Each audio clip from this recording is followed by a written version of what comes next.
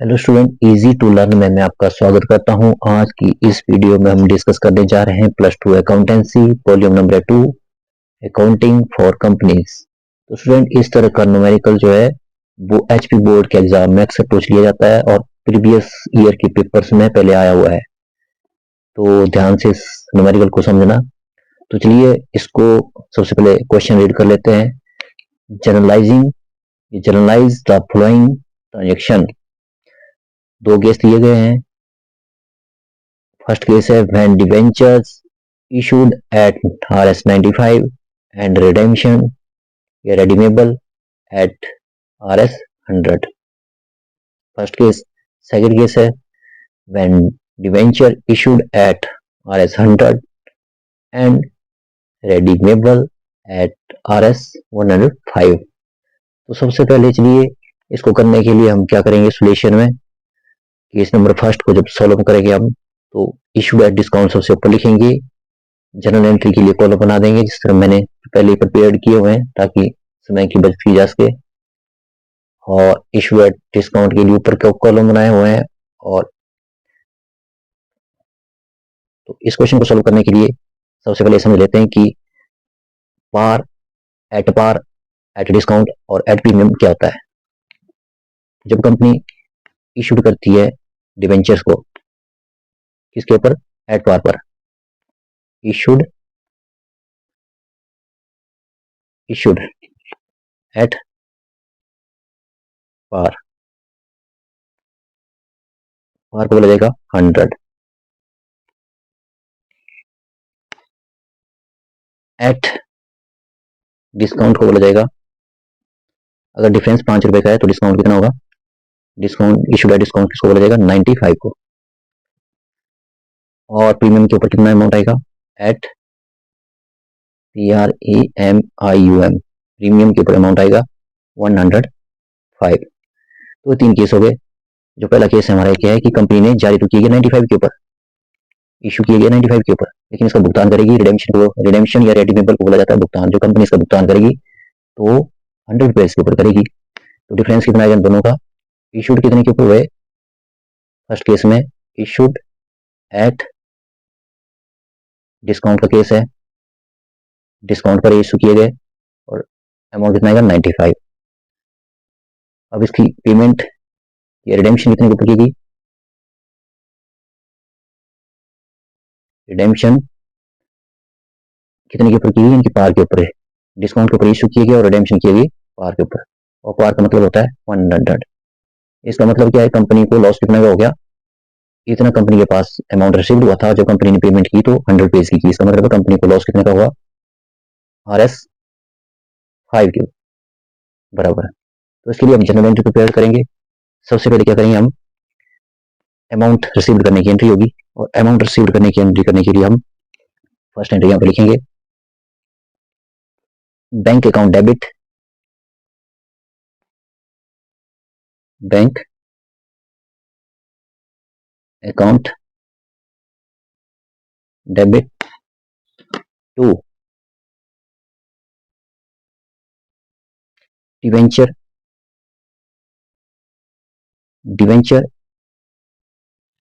Application and allotment account, application and allotment account. Amount कितना आएगा इसका 95, क्योंकि 95 रुपीज कंपनी को रिसीव हुआ है। और क्रेडिट में कितना आएगा, 95 रुपीज आएगा।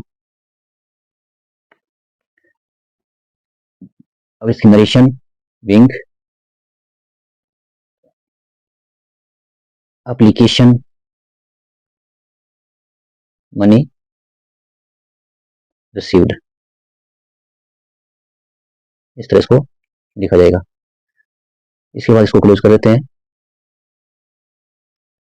सेकंड जो एंट्री होगी वो आएगा debenture application and allotment account debit to.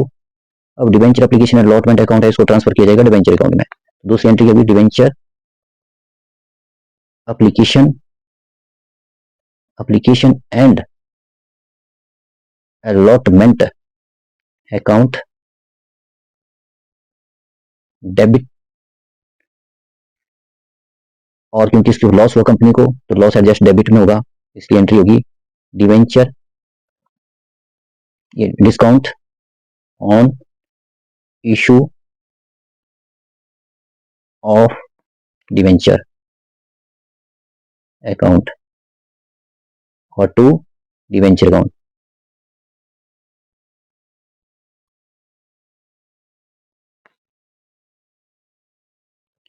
अब इसका अमाउंट लिखते हैं 95 रुपीज का जो अमाउंट था कंपनी को जो रिसीव हुआ था उसको डेबिट करेंगे, 5 रुपीज की जो लॉस हुई उसको डेबिट में लिखेंगे और डिवेंचर अकाउंट में कितना आएगा 100, जो इसको क्रेडिट में लिखा जाएगा। अब जो नेक्स्ट जो एंट्री की जाएगी और रिडेम्पशन की एंट्री की जाएगी, और रिडेम्पशन कितने के ऊपर होगा, पार के ऊपर, मतलब रिडेम्पशन एट पार, मतलब 100 रुपीज के ऊपर इसका पेमेंट करनी है तो उसके लिए एंट्री की जाएगी। इसकी भी दो एंट्री पास होगी। फर्स्ट नंबर पर एंट्री आएगी debentures account debit to debenture holder account,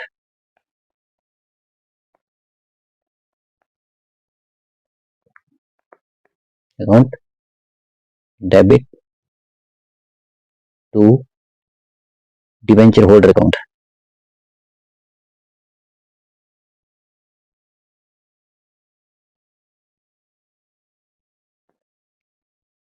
amount कितना आएगा इसका 100 रुपीज, क्योंकि इतने रुपए के ऊपर हमें इसकी पेमेंट करनी है 100, क्रेडिट में भी कितना आएगा 100।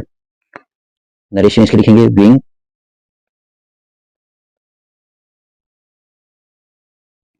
Due for redemption, amount due for redemption.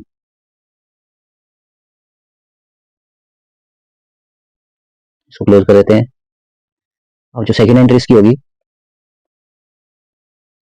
वो क्या होगी, अब पेमेंट करने की एंट्री आएगी इसकी डिवेंचर होल्डर अकाउंट डेबिट। अब डिवेंचर होल्डरों को पेमेंट कर देनी है तो पेमेंट करने की एंट्री क्या होगी, डिवेंचर होल्डरों को डेबिट किया जाएगा और बैंक को क्रेडिट किया जाएगा। Debenture holder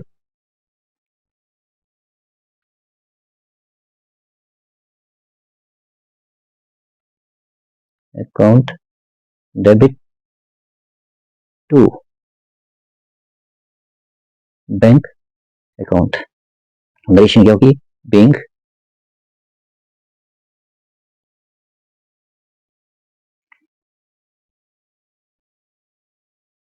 debenture redemption at par. इस तरह से इसका अमाउंट आएगा, डेबिट में कितना लिखा जाएगा 100 रुपीज और क्रेडिट में कितना लिखा जाएगा 100 रुपीज।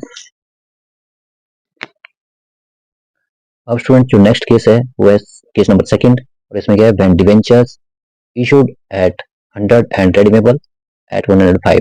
चलो इस केस को सॉल्व करते हैं। तो स्टूडेंट इस केस नंबर 2 को सॉल्व करने के लिए सबसे पहले हम क्या करेंगे,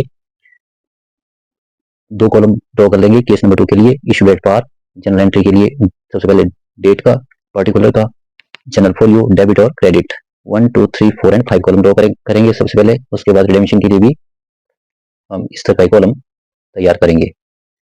और इसके बाद हम ये देखेंगे कि इशू कितने के ऊपर किए थे, डिवेंचर 100 रुपए के ऊपर कंपनी ने, और इसका पेमेंट यानी कि रिडेम्पशन कितने के ऊपर की गई 105 के ऊपर। तो साइड में हम लिख लेंगे यहाँ पे इशूड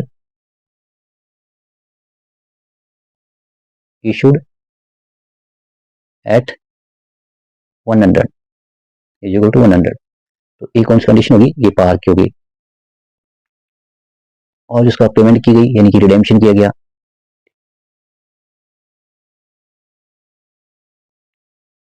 ये कितने के ऊपर की गई 105 के ऊपर यानी कि प्रीमियम के ऊपर। इसमें भी क्या हुआ, कंपनी के पास जो कंपनी पर रिसीव्ड हुआ अमाउंट तो 100 रुपीज हुआ, जब कंपनी पेमेंट करेगी तो 105 की करेगी। इसका मतलब है कि कंपनी को लॉस कितने का हुआ 5 रुपीज का, लॉस कंपनी को कितना हुआ है RS 5 रुपीज का। तो इसके लिए भी जनरल एंट्री प्रिपेयर की जाएगी। सबसे पहले इशू डेट पार के टाइम में जो एंट्री करेंगे फर्स्ट टाइम पे वो लिखेगा नंबर 1 पे जो एंट्री आएगी बैंक की एंट्री होगी, यानी कि जो पैसा रिसीव किया कंपनी ने। तो bank account debit to debenture application and allotment account, same entry होगी, bank account debit to debenture application and allotment account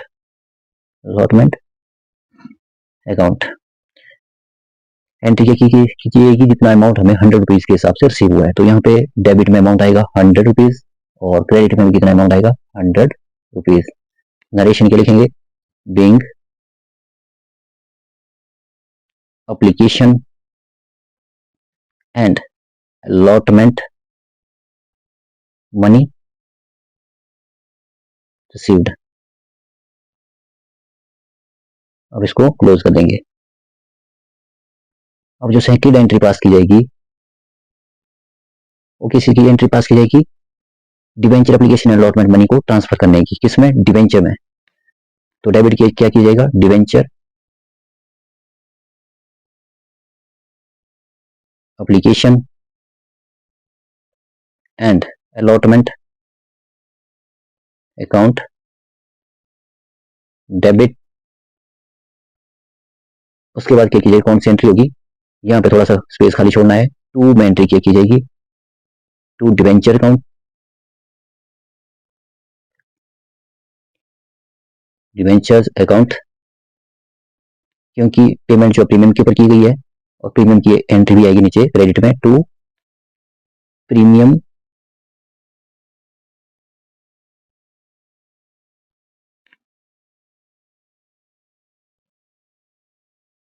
on debenture.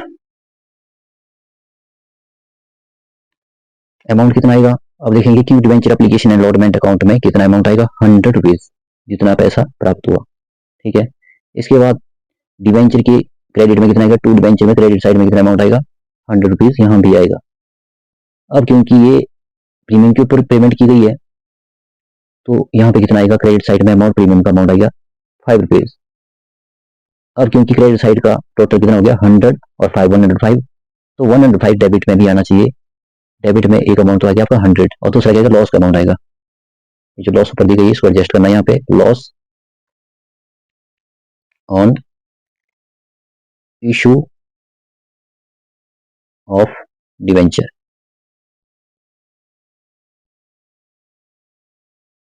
ये डेबिट होगा और यहाँ क्या आएगा 5 रुपीज। अब जो नेक्स्ट एंट्री पास की जाएगी वो रिडेम्पशन एट प्रीमियम के टाइम की होगी, और चलो इसको कर लेते हैं। जो एंट्री पास की जाएगी वो भी नंबर 1 पे की एंट्री की जाएगी।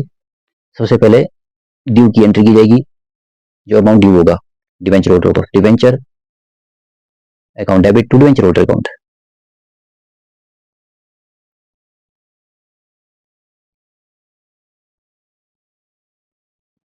Debentures account debit to debenture holder, debentures holder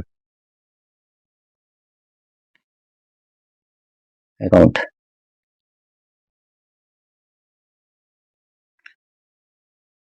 और इसका अमाउंट कितना आएगा 100 रुपीज, सॉरी इसका अमाउंट कितना आएगा 100 आएगा आपका डेबिट में, इतनी की पेमेंट देनी है। अच्छा, एक और पेमेंट एडजस्ट होगी यहाँ 5 रुपीज की, वो किस चीज की, क्योंकि प्रीमियम के साथ हमने पेमेंट की है, तो डेबिट में क्या आएगा, premium on redemption of debenture account, ये भी आपका डेबिट ही आएगा और अमाउंट कितना होगा, यहाँ पे 5 रुपीज का अमाउंट आ जाएगा। अब क्या होगा, नरेशन इसकी लिखी जाएगी। सबसे पहले अमाउंट क्रेडिट का भी हम लिख लेते हैं, टू डिवेंचर होल्डर अकाउंट, सीधा क्रेडिट में कितना अमाउंट आएगा 105 रुपीज। अब नरेशन आएगी इसकी, bank amount due for redemption, amount due for redemption, हाँ TEM रिडेम्पशन, इसको क्लोज कर देते हैं। अब जो सेकेंड एंट्री पास की जाएगी वो पेमेंट की होगी, यानी कि रिडेम्पशन की होगी, और उसके लिए एंट्री की जाएगी debenture holder account debited to bank,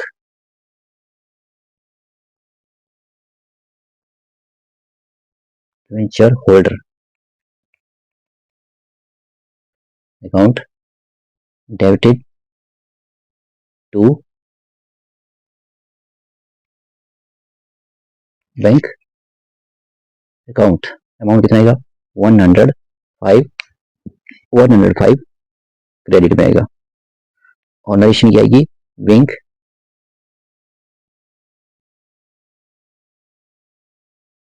amount paid on redemption of debenture.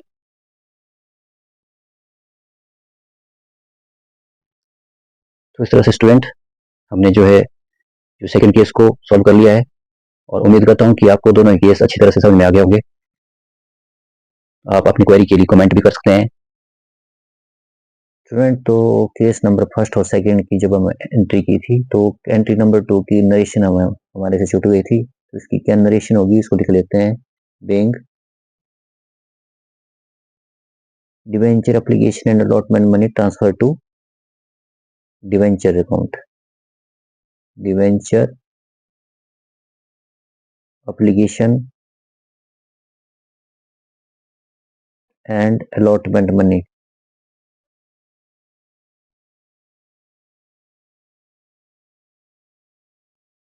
Transfer to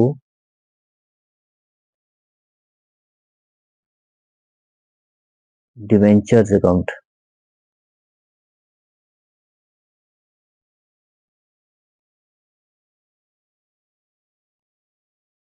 और इस तरह से जो सेकंड केस था उसके अंदर, अब केस नंबर सेकंड की नरेशन होगी। Bank debenture application and allotment money transferred